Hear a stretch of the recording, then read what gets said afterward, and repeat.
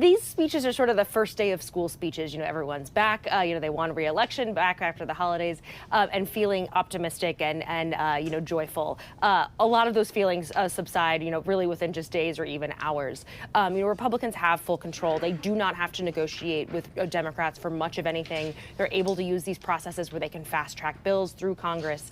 So it's unlikely that we're going to see much bipartisan cooperation, despite some of both what Hakeem Jeffries says as well as Mike Johnson sort of alluding to working together.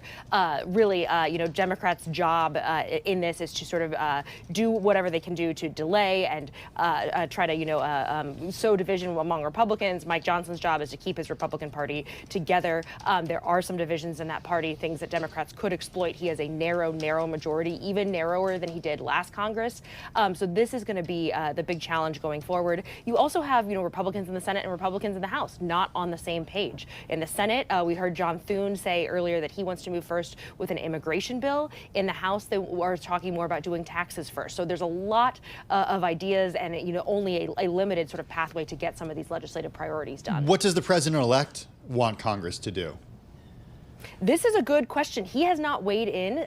Some of his aides have really pushed for immigration to be that first priority and really leaned on John Thune in the Senate to make that path forward. What we've heard from folks in the House has said, look, every time we've tried to do multiple things, they sort of, in a moment of sort of shocking self-recognition, we can't do that. We saw in Trump's first term, they tried to do with a health care bill that failed, and they ultimately moved on to taxes. What some Republicans are saying, look, let's get taxes done. We have a year-end deadline. If we don't act, if we don't get a bill passed, then taxes will go up. We will see sort of Trump's first-term signature legislative achievement go away. So there's a hard push there to really make sure that taxes get the priority and they aren't waylaid by other things.